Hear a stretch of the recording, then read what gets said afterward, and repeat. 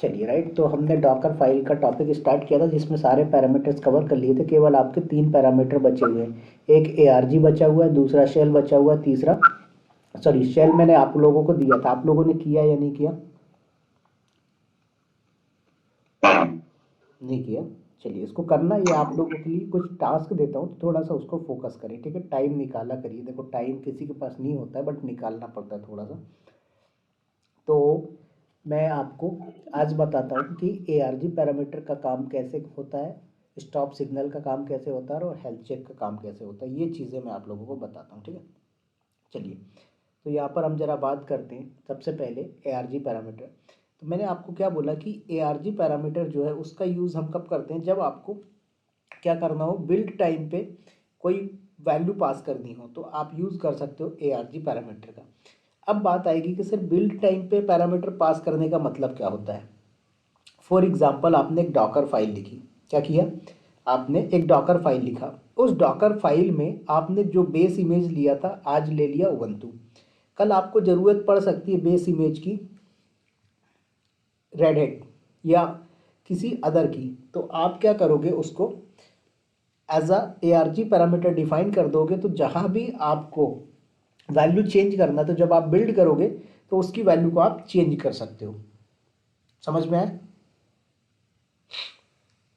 Yes और no? चल मैं थोड़ा सा पहले आपका AWS अकाउंट लॉगिन करता हूँ, फिर आपको दिखाता हूँ इसका प्रैक्टिकल, तो ज़्यादा अच्छे से समझ जाओगे आप।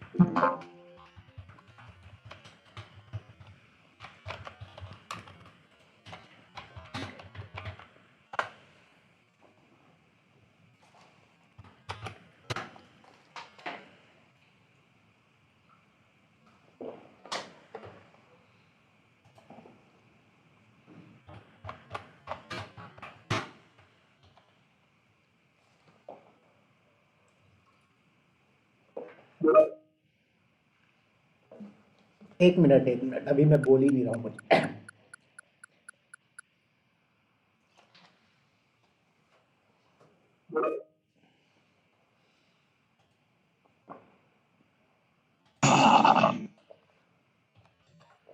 चलिए, तो हमने हमारे डॉकर के होस्ट मशीन को लॉगिन कर लिया है, जिसमें हमारे पास एक डॉकर फाइल पड़ी हुई है। अगर मैं कैट करके आपको डॉकर फाइल दिखाता हूँ, तो यहाँ पर देख सकते हो,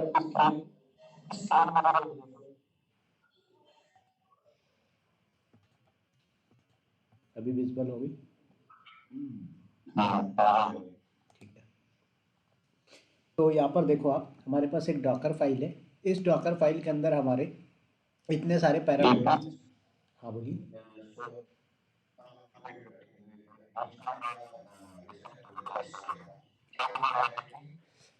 हम लोग इसका जो ए आर जी पैरामीटर है, इसका प्रैक्टिकल देखने वाले हैं।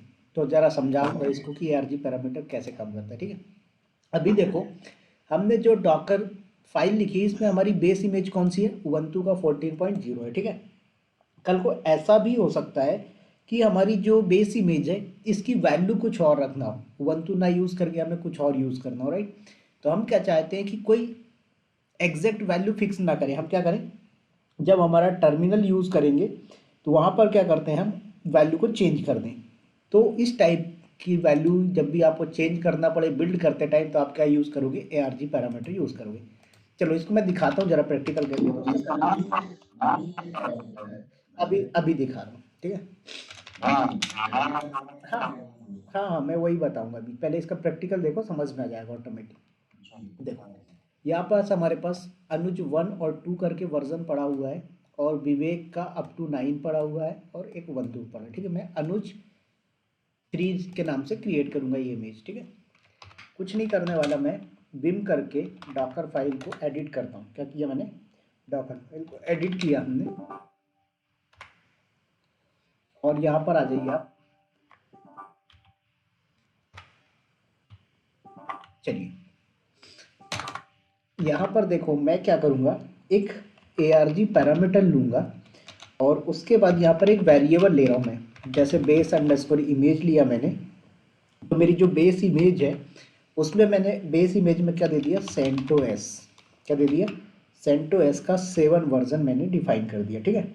अब यहाँ पर जो आपने फ्रॉम में डायरेक्ट वैल्यू दी है ना, अब डायरेक्ट वैल्यू नहीं देंगे, अब आप वेरिएबल की वैल्यू पास करेंगे।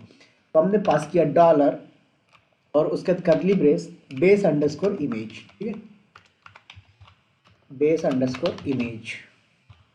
परफेक्ट, तो ये हमने कर दिया डन। तो भाई यहाँ पर बेस इमेज आपने सेंटो ऐसा भी ले रखा है जो वैल्यू है। अब कल को क्या होता है कि मुझे यहाँ पर वैल्यू चेंज करनी है। ये जो बेस इमेज है, इसकी वैल्यू सेंटो एस 7 है, तो मैं चाहता हूँ सेंटो एस 7 की जगह पे मुझे आर एच एल 8 लेना है, उबंटू का 24.04 वर्जन लेना है। तो मैं क्या चाहता हूँ कि मुझे ये बार बार डॉकर फाइल में आने की ज़रूरत ना हो। जब मैं बिल्ड कर दूंगा, तो उस बिल्ड के टाइम पे ही मैं कमांड चला दूंगा, तो ये क्या करेगा, उसकी वैल्यू को चेंज करने का राइट्स आपको देगा। मतलब आप जब बिल्ड करोगे डॉकर इमेज को, तो बिल्ड करते टाइम ही आप इसकी वैल्यू को चेंज कर सकते हो। अब इसकी बात करते हैं कि रियल टाइम पे क्या यूज़ केस होता है। मान लीजिए आपको क्या करना है, 5 6 7 कंटेनर बनाने हैं। अब उन अलग अलग कंटेनर्स के लिए अलग अलग इमेज लेने को बोला गया है। आपको बोला कि एक इमेज आप डॉकर के लिए जो बना रहे हो वो उबंटू का ले लो, दूसरी जो डॉकर इमेज बना रहे हो आप वो आर एच एल का ले लो, तीसरी इमेज जो बना रहे हो आप वो काली लिनक्स का ले लो। तो आपको क्या करना है, सब कुछ पैरामीटर सेम है, सभी में फाइल डालनी है, सभी में वेलकम वेलकम जो भी लिखना सब कुछ सेम है। बट आपको करना क्या है, जो बेस इमेज है, जो ओएस है, उसको आपको चेंज करना है। अब चेंज क्यों करना है, क्योंकि एप्लीकेशन अलग अलग होती है। थोड़ा सा इसका डायग्राम में समझा देता हूँ फॉर एग्जांपल।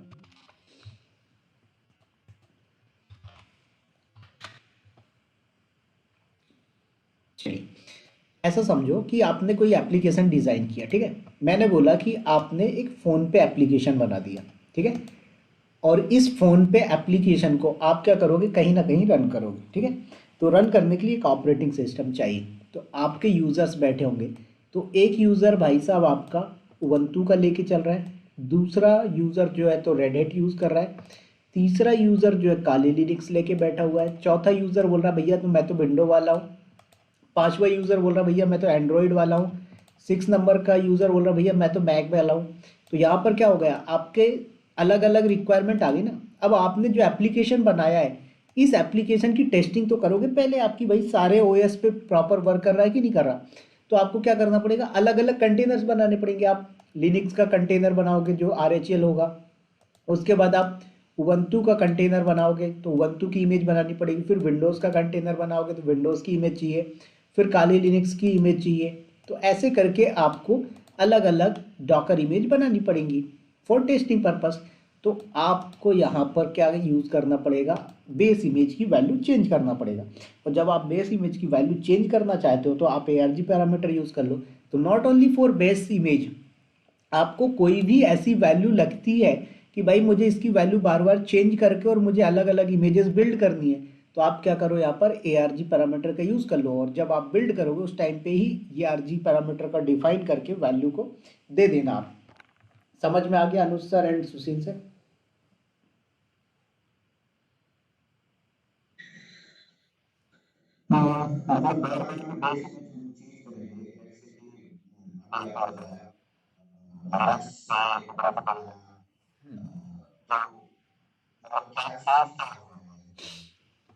ऐसा समझो कोई भी आपके पास वैल्यू है, उस वैल्यू को आप बार बार चेंज करना चाहते हो, तो आप ये चाहते हो कि भाई मुझे बार बार डॉकर फाइल के अंदर जाने की ज़रूरत ना पड़े। तो आप क्या करोगे, ARG पैरामीटर ले लोगे तो उसकी वैल्यू आपको बार बार चेंज नहीं करना पड़ेगा। आप टर्मिनल पे जब इमेज बिल्ड करोगे तभी आप उसकी वैल्यू को नई वैल्यू दे दोगे।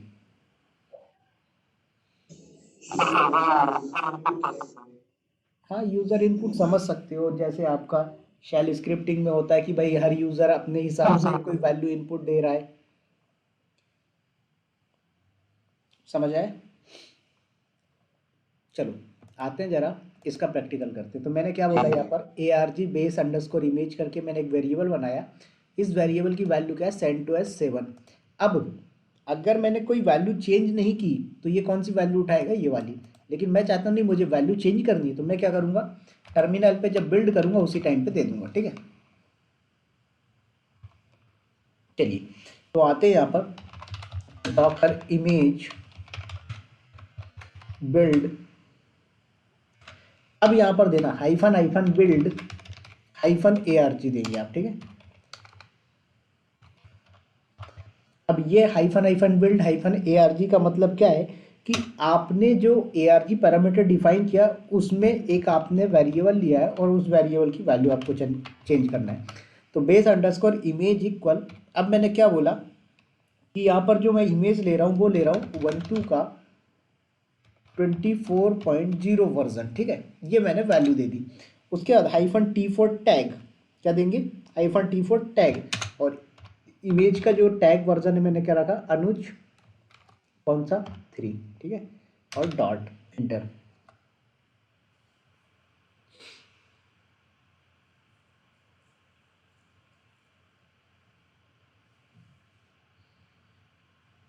देखो सब कुछ बिल्ड करके देगा आपको।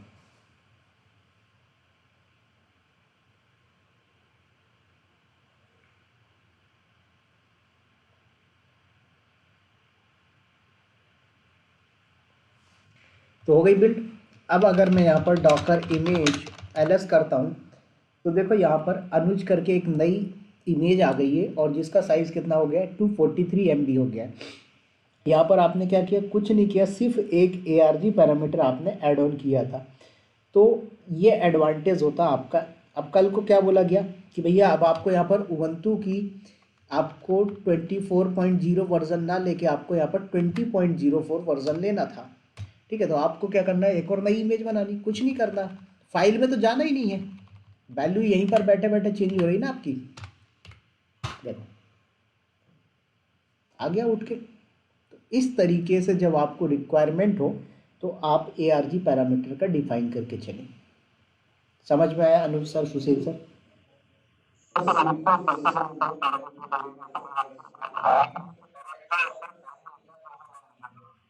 फिर से बोलो।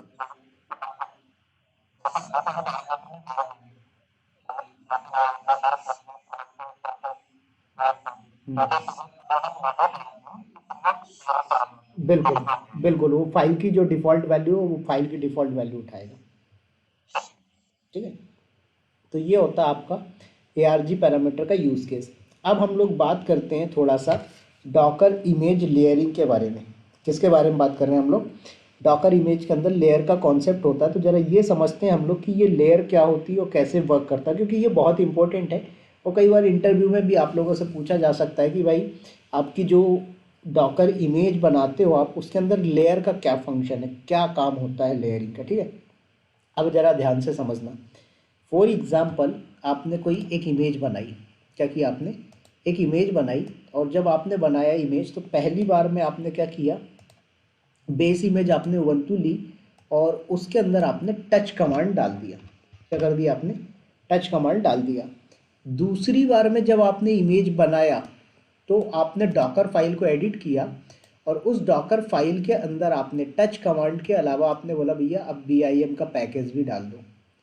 क्या करिए अब? VIM का पैकेज भी डाल दीजिए। ठीक है, क्या करिए? VIM का पैकेज भी यहाँ पर डाल दीजिए।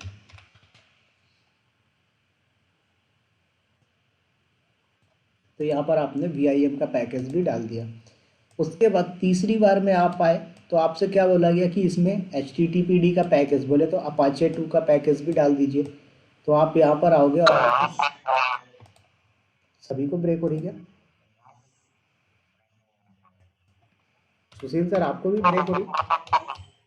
सर सर आपके एंड से नेटवर्क होगा, मेरे एंड से तो ओके। ठीक है, तो यहाँ पर क्या किया आपने? अपाचे 2 डाल दिया। अब जरा ध्यान से, हाँ आपका ही नेटवर्क है, मुझे भी ब्रेक हो रही है आपकी आवाज़। ठीक है, तो यहाँ पर क्या हुआ कि जब आपने पहली बार में इमेज को बिल्ड किया, क्या किया?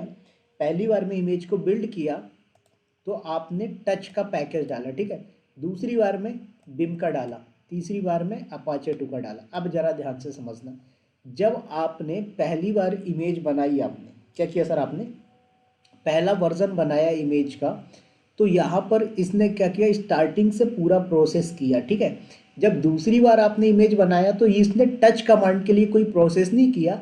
ये बाय डिफ़ॉल्ट कैसे से उठा लेता है। क्या करता है? ये बाय डिफ़ॉल्ट कैसे से उठा लेता है। तो यहाँ पर क्या होगा, जब कैसे से उठाएगा तो इसको टाइम नहीं लगेगा बिल्ड करने के लिए। क्या होगा? इसको बिल्ड करने के लिए कोई भी टाइम नहीं लगेगा। फिर ऐसी तीसरी बार में हुआ, आपने क्या किया? अपाचे 2 डाला। क्या किया आपने? अपाचे 2 डाला। तो इसमें जो तीसरी बार में बिम और टच, इन दोनों के लिए कोई प्रोसेस नहीं हुई। इन दोनों को इसने क्या किया? यहीं से इंपोर्ट करके ले आया, एक्सपोर्ट करके डाल दिया। तो आपका यहाँ पर जो है तो टाइम बच गया। और ये फीचर जो है इसी को हम लोग बोलते हैं डॉकर इमेज लेयर का कॉन्सेप्ट। समझ में आया? तो ये क्या करता है कि जो चीज़ इसको बाय डिफ़ॉल्ट मिल जाती है उसको क्या करता है यार, वहाँ पर डाल देता। अच्छा, इसका अब एक और फंक्शन समझना जरा ध्यान से, ये बहुत इंपॉर्टेंट होता है, ये कॉन्सेप्ट इसको है। ठीक है, अब पहली बार में मैंने क्या किया? रन, और मैंने टच करके चला दिया ABC। ठीक है, दूसरी बार में मैंने क्या किया? रन बिम index.html। ठीक है, ये मैंने डाल दिया। और तीसरी बार में हमने क्या कर दिया? रन और apt इंस्टॉल अपाचे 2 -y। ठीक है, तो आपने क्या किया? यहाँ पर रन टच ABC कर दिया, रन बिम index.html कर दिया, फिर रन apt इंस्टॉल अपाचे 2 कर दिया। ये तीनों आपने कर दिया। अब मैंने क्या बोला कि अगर आपने पहली बार में टच लिखा था, दूसरी बार में बिम लिखा था और तीसरी बार में अपाचे 2 लिखा था, तो ये क्या करेगा? टच को इंस्टॉल या कुछ भी टच के लिए कोई प्रोसेस नहीं चलाएगा। क्यों? क्योंकि टच का काम पहले हो चुका है। जब आपने बिम का किया तब टच वहाँ से एक्सपोर्ट करके ले आया, कैसे से उठा लिया इसने। ऐसी तीसरी बार में जब आपने अपाचे 2 का काम करना था तो इसने क्या किया? बिम और टच के लिए कोई एक्स्ट्रा प्रोसेस नहीं किया, इसने उसको भी कैसे से उठा लिया। ठीक है, लेकिन ये कैसे से कब उठा रहा है और ये प्रोसेस कब कर रहा है? जब उसके नीचे कोई हो। अब यहाँ पर मान लीजिए आपने क्या किया? टच वाला कमांड पहले चलाया था और उसके बाद आपने जब दूसरी स्टेज में किया तो उसके नीचे बिम लिखा, और तीसरी स्टेज जब मतलब थर्ड टाइम जब इमेज को बिल्ड कर रहे हो तो आपने क्या कर दिया? टच और बिम को नीचे डाल दिया और आपका apt इंस्टॉल वाला जो है इसको आपने ऊपर डाल दिया। तो अब क्या हो गया? इसको अब स्टार्टिंग से प्रोसेस करेगा। तो अब ये पूरी के पूरी इमेज जो है एपीटी इंस्टॉल, टच, बिम, ये सब स्टार्टिंग से प्रोसेस करेगा।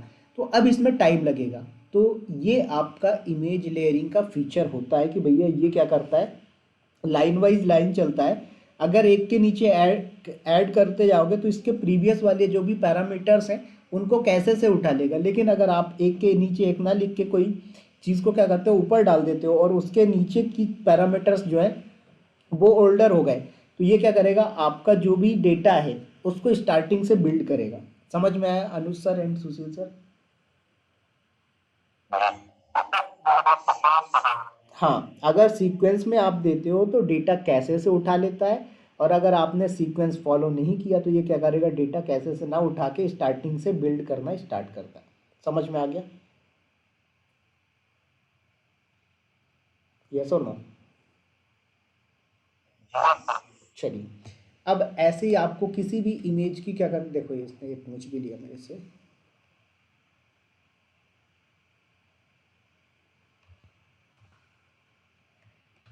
चलो मैं इसको पेंसिल ही कर देता हूँ।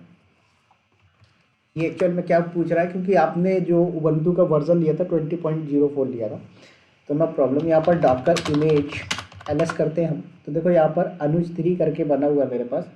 मैं इसकी हिस्ट्री दिखाता हूँ। तो डॉकर हिस्ट्री और अनुज का वर्जन 3, देखो पूरा आपके पास आ गया।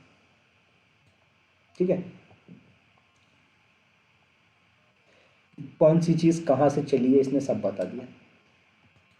अब ऐसे ही मैं क्या चाहता हूँ भाई साहब, कि जब मैं इसको एडिट करके बिल्ड करूँगा, अब देखना एक बार मैं ज़रा यहाँ पर करता हूँ।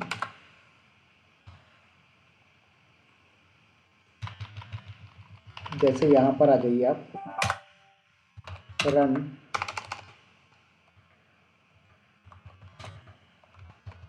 टच और demo.txt। ठीक है, अब मैं इसको बिल्ड करता हूँ ज़रा। तो यहाँ पर मैं 20.04 ना लेके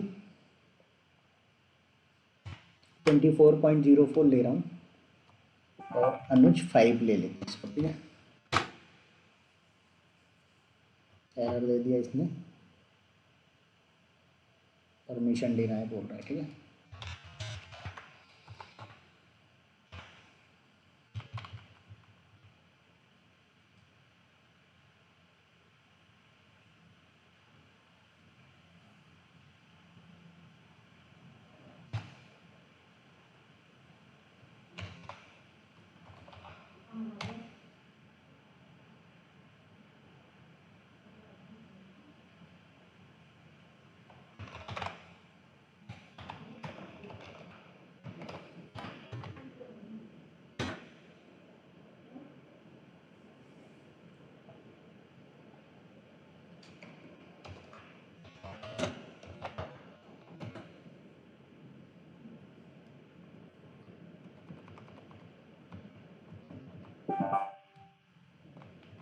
चलो इसको मैं सूडो के थ्रू चला देता हूँ।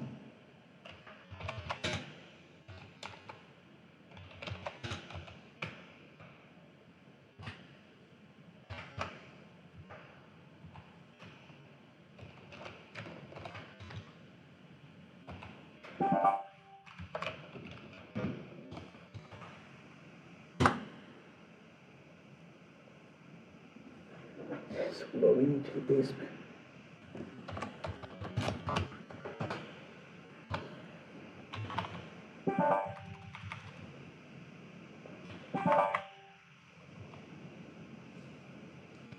चलो इसमें जो है तो मैं यूज़र का पैरामीटर हटा देता हूँ। पता है ये क्यों, कि यूज़र बना रहा है तो इसलिए ये ऐसा दिख रहा है।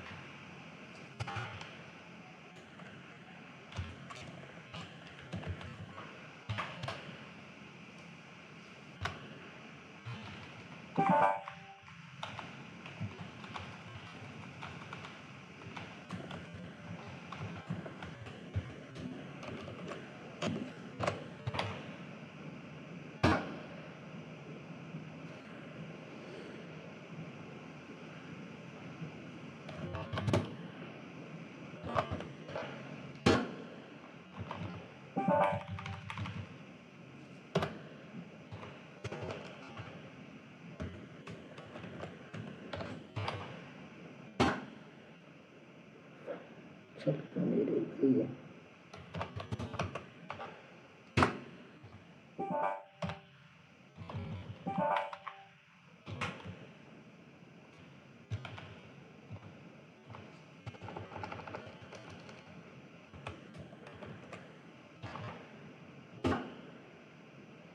चलो बन गई। ठीक है, तो वो वहाँ पर क्या हो रहा था पता है, हमने विवेक नाम का एक यूज़र बनाया था और उस विवेक नाम के यूज़र को वो कमांड चलाने की परमिशन नहीं थी, इसलिए एरर आ रहा था। ठीक है, तो यहाँ पर देखो दिखा रहा है एक्सपोर्टिंग टू इमेज और एक्सपोर्टिंग लेयर्स दिख रहा है। तो लेयर्स इसने कहाँ से कौन कौन सा कैसे से उठाया, देखो यहाँ पर लिखा भी हुआ भी है, बता रहा है भैया कि ये सब चीज़ें आपकी कैसे से उठ के आई हैं। देख पा रहे हैं आप लोग?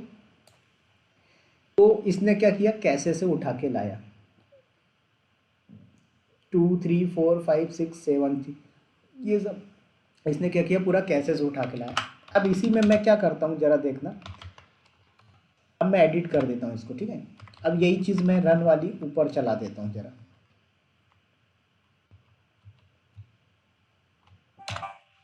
देखिए रन टच और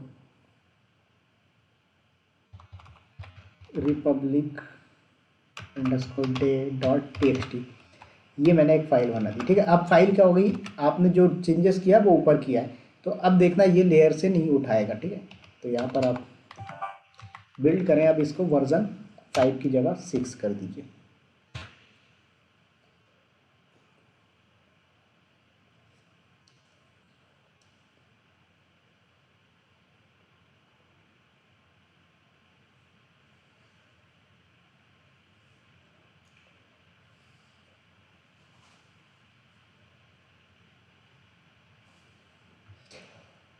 देखो, तो अब इसने यहाँ पर दिखाया आपको कि कैसे से कुछ उठाया, क्या कैसे से जो चीज़ इसने उठाई वो बता दिया कि भैया ये जो गिटहब ये यूआरएल है ये कैसे से उठाया। बाकी उसके अलावा इसने रन टच ये सब चीज़ें आपका देखो Vivek dot T X T welcome ये सब पहले क्या हो रहा था, कैसे से उठा रहा था। अब कैसे से उठाया कि इसने नहीं उठाया। अगर कैसे से उसे उठाता तो जैसे यहाँ पर लिखा हुआ कैश, तो वैसे ही ये यहाँ पर आपको मेंशन कर देता कि मैं इसको कैसे से उठा रहा हूँ। तो इस तरीके से जो है तो आपका डॉकर लेयरिंग का कॉन्सेप्ट काम करता है। समझ में आया? अगर आपने सीक्वेंस वाइज चेंजेस किए हैं तो वो तो डेटा कैसे से उठा लेगा, लेकिन अगर आपने सीक्वेंस वाइज नहीं किया है तो ये क्या करेगा, आपका डेटा जो है वो कैसे से नहीं उठाता है। समझ में आया?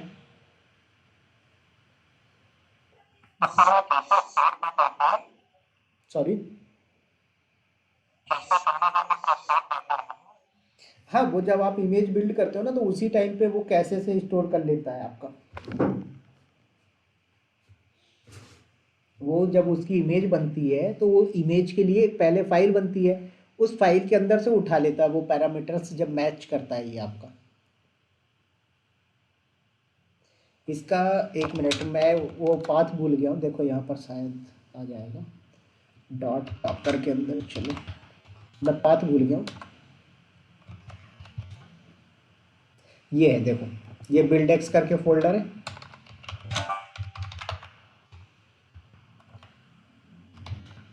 देखो यहाँ पर एक्टिविटी डिफॉल्ट्स इंस्टांसेस रेफरेंस ये सब, तो ये इसके अंदर ये बाय डिफॉल्ट आपका फाइल्स बना लेता है। समझ में आया?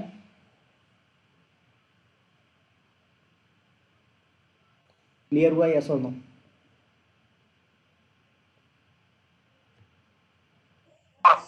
चलिए अब हम लोग बात करते हैं डॉकर के अंदर नेटवर्क का कॉन्सेप्ट, जरा कि डॉकर के अंदर नेटवर्क क्या होता है। तो जरा एक मिनट दो, मैं पानी पी लूँ फिर कंटिन्यू करते हैं।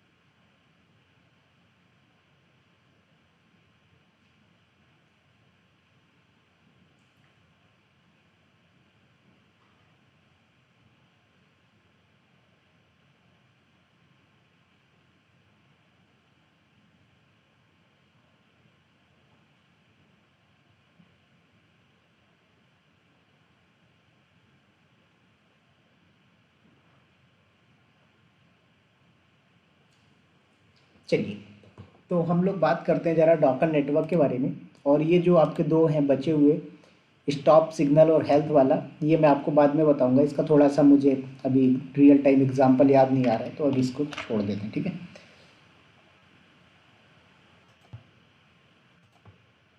तो हम बात कर रहे हैं किसके बारे में, डॉकर नेटवर्क के बारे में। तो ज़रा समझते हैं डॉकर नेटवर्क क्या होता है और कैसे काम करता है, ठीक है। तो जनरली हमारे पास जो डॉकर नेटवर्क होता है वो 3 टाइप से बनते हैं। कितने टाइप के नेटवर्क होते हैं हमारे डॉकर के अंदर?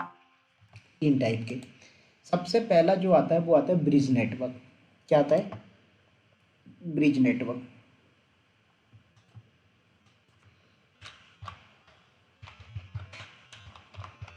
ठीक है। नंबर 2 पे जो आता है वो आता है होस्ट नेटवर्क, और नंबर 3 पे जो आता है वो आता है नन नेटवर्क।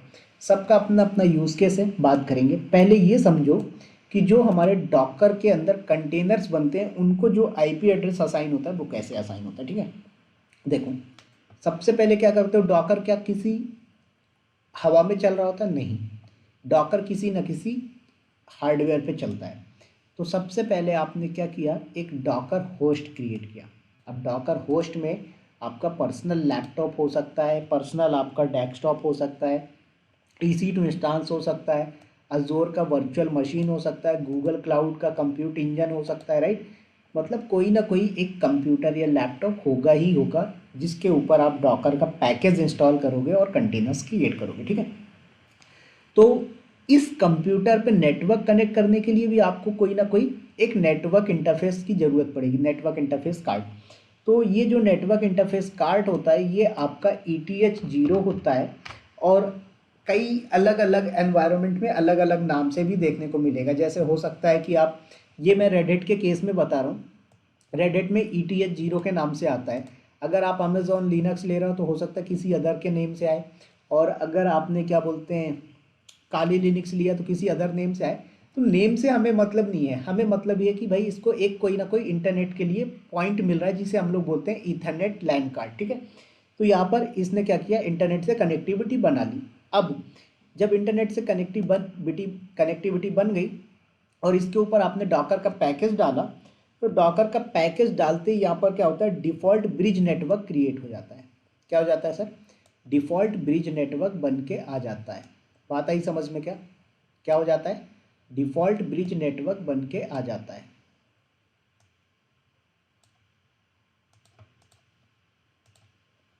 मैं यहाँ पर लिख भी दे रहा हूँ।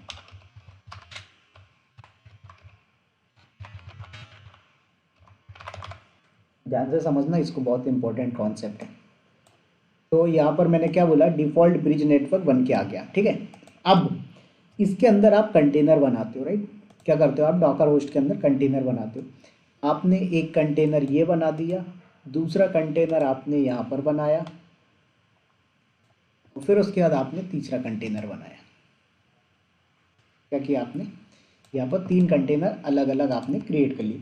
तो भाई कंटेनर आपने तो बना लिया, लेकिन इस पे जो आईपी एड्रेस मिलेगा, क्या मिलेगा, जो आईपी एड्रेस मिलेगा वो क्या होगा, एक आईपी एड्रेस आपके इस डिफ़ॉल्ट ब्रिज नेटवर्क के लिए रिजर्व हो जाएगा, उसके बाद आपका जो है वो यहाँ पर डिस्ट्रीब्यूट करेगा। समझ में आई बात? तो अभी इसको ज़रा मैं दिखा देता हूँ आपको, यहाँ पर आ जाइए।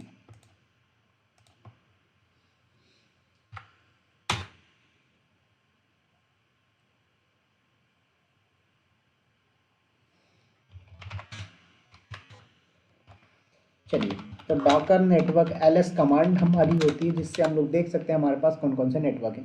तो देखो, मैंने आपको बताया कि बाय डिफ़ॉल्ट डॉकर के पास 3 नेटवर्क होते हैं, जो कि आपका ब्रिज नेटवर्क, होस्ट नेटवर्क और नड नेटवर्क, ये 3 टाइप के होते हैं। ये इनके ड्राइवर हैं। ड्राइवर और नेम में क्या डिफरेंस होता है, नेम आप कुछ भी रख सकते हो बट ड्राइवर यही रहेंगे।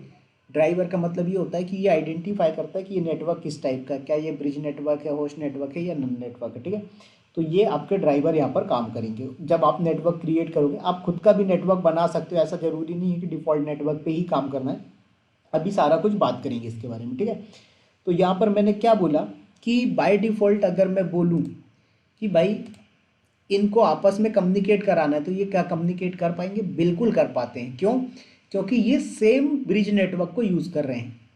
अगर यहाँ पर मैं ऐसा कर दूं कि भाई मैं एक दूसरा ब्रिज नेटवर्क क्रिएट कर दूं, ठीक है, एग्जाम्पल समझना, मैंने एक ब्रिज नेटवर्क दूसरा बना दिया और यहाँ एक सेकंड, मैं सॉरी फॉर इंटरप्टिंग है। हाँ हाँ बोलिए। मतलब आपका कहने का मतलब है कि एक रशिया के ऊपर अगर 50 करोड़ डाले और आपने डिफरेंट नेटवर्क यूज कर रहे हैं, 50 करोड़ आपस में बात कर सकते हैं। बिल्कुल बात कर सकेंगे। ठीक है, अब यहाँ पर मैं क्या चाहता हूँ कि नहीं, मेरा ये वाला जो कंटेनर है इससे ये दोनों बात ना कर पाए और ये वाला भी इन दोनों से बात ना कर पाए, तो मैं क्या करूँगा, एक अलग से ब्रिज नेटवर्क बना दूंगा और उस ब्रिज नेटवर्क पे जो है तो परमिशन नहीं होती है कि ये दूसरे ब्रिज नेटवर्क पे बात कर पाए। समझ में आए? तो ये चीज़, तो आते हैं ज़रा यहाँ पर, और पहले मैं आपको दिखाता हूँ कि जब आप कोई कंटेनर बनाते हो तो उस कंटेनर पे आईपी क्या मिलती है। ठीक है, क्या होता है जब आप कंटेनर बनाते हो तो उस कंटेनर पे आईपी कौन सी मिलती है वो बात करते हैं, फिर उसके बाद यहाँ पर आपको सारी चीज़ें समझ में आ जाएंगी। ठीक है, तो पहले यहाँ पर तो डॉकर ps कमांड चला के देखो कोई कंटेनर है क्या, नहीं है। ठीक है, तो यहाँ पर मैं क्या करता हूँ, Docker container run -itd -name network -1, ये नेटवर्क 1 में कंटेनर का नेम दे रहा हूँ। ठीक है, और इमेज में ले रहा हूँ 1 2 की। देखो डॉकर ps किया मैंने, एक कंटेनर ये बन के आ गया, दूसरा कंटेनर मैंने फिर बना दिया नेटवर्क 2 नाम से। ठीक है, और फिर उसके बाद मैं तीसरा कंटेनर बना रहा हूँ यहाँ पर नेटवर्क 3 नाम से। 3 कंटेनर हमने बना दिए। डॉकर ps करता हूँ मैं, देखो 3 कंटेनर रनिंग हो गए। अब मुझे अगर अपने सिस्टम पे आईपी एड्रेस वगैरह देखना है तो कमांड होती है इफ़ कॉन्फिग। क्या होती है सर? इफ़ कॉन्फिग कमांड होती है, इससे दिखा रहा है। देखो अब जरा समझना इसको, ये VETHD करके जो है ये एक दूसरे कंटेनर का नेटवर्क है, ये दूसरे कंटेनर का नेटवर्क है, ये दूसरे कंटेनर का। टोटल कितने आपके पास, ये V4 वर्चुअल, ठीक है, और ETH जो है ये ईथरनेट। तो ईथरनेट 1, ईथरनेट 2 और ईथरनेट 3, कितने ईथरनेट आपके पास है? 3। और यहाँ पर जो डॉकर 0 है, ENS5 है, ये क्या है? ये आपका डॉकर 0 है जो है ये आपका डिफ़ॉल्ट ब्रिज नेटवर्क हो गया, और ये जो ENS5 है ये आपके मशीन का नेटवर्क हो गया, और ये जो 3 है ये आपके डॉकर के ईथरनेट कार्ड हो गए, जिसे आप लैन कार्ड भी बोल सकते हो, नो प्रॉब्लम। तो अभी एक और कंटेनर अगर अपन यहाँ पर रेडी कर देते हैं, कोई प्रॉब्लम? No problem. चलिए हमने बना दिया यहाँ पर, और यहाँ पर कर देते हैं जरा इफ़ कॉन्फिग। देखो पहले 3 थे, अब 4 हो गए, 1 2 3 4। इसका मतलब ये है कि जितने आपके पास कंटेनर होंगे उतने आपके पास वर्चुअल ईथरनेट होंगे। ये चीज़ क्लियर हुई क्या सभी को? यस और नो? ठीक है, अब बात आती है, हाँ फिर से बोलो, क्या बोले?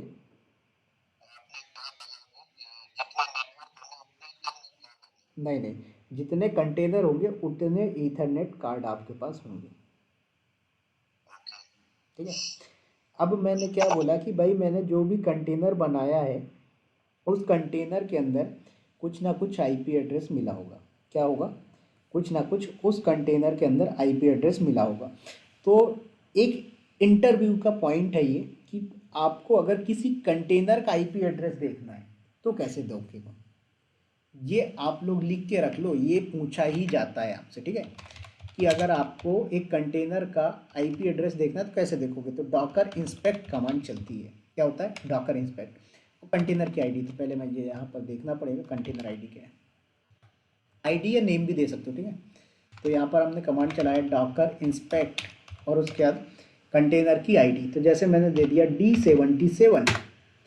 देखो यहाँ पर जो आईपी एड्रेस मिला है आपका, ये क्या मिला हुआ है? 172.17.0.5। ठीक है, ऐसे ही मैं किसी दूसरे वाले का दिखाऊं अगर आपको, ठीक है,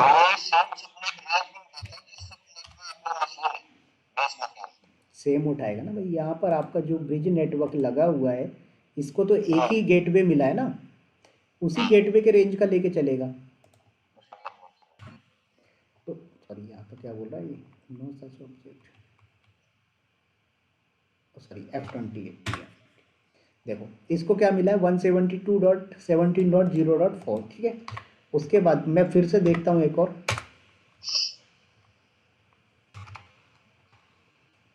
यहाँ पर A54,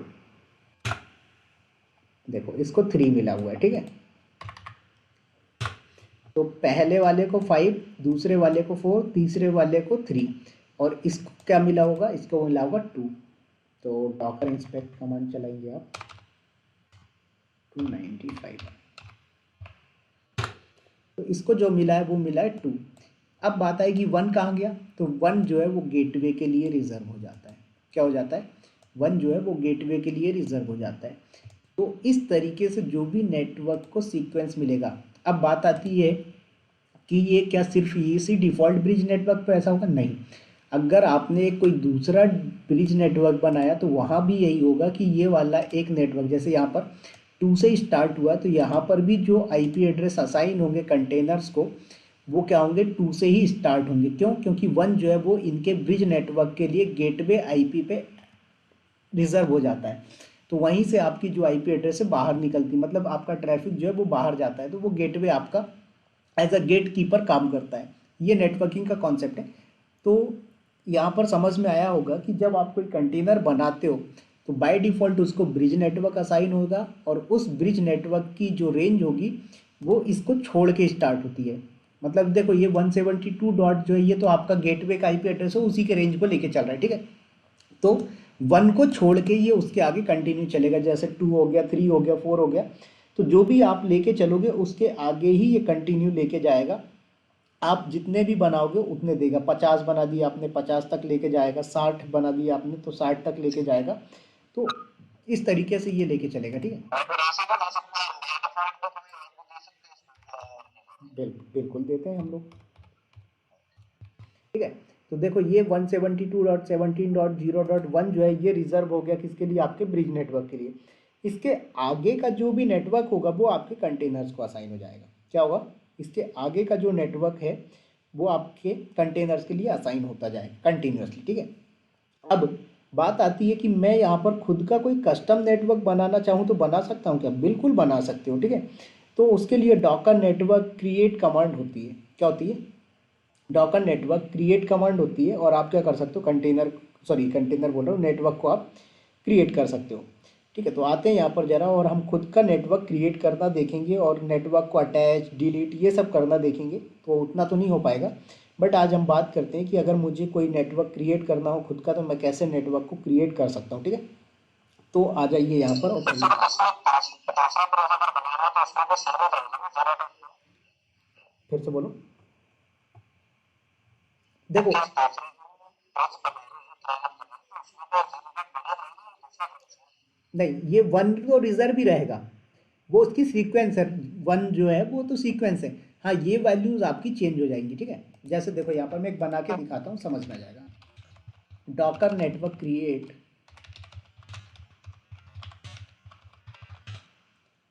और क्रिएट मैंने बोल दिया माय ऑफिस नाम से नेटवर्क बनाया, ठीक है। तो यहाँ पर क्या करेंगे आप, डॉकर नेटवर्क ls चला दीजिए। देखो आ गया। अब इस नेटवर्क की डिटेल चाहिए तो पहले क्या करो, इफ कॉन्फिग कमांड चला दो आप। देखो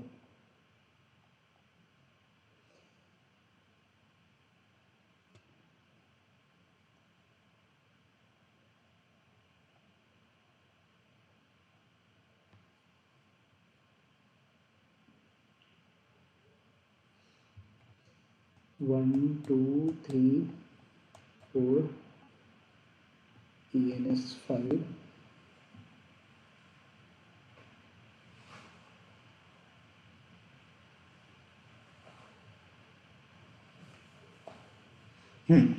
देखो, तो इसने जो लिया है वो कौन सा लिया है, 172 तो आपका स्टार्टिंग रेंज था। उसके बाद इसने बाय डिफ़ॉल्ट क्या किया, 17 को छोड़ के 18 उठा लिया, और 0.1 जो है वो आपका रिजर्व कर लिया। तो कहने का मतलब ये है कि जो दूसरा आपने ब्रिज नेटवर्क बनाया है इसने क्या रखी है, 172.18.0.1।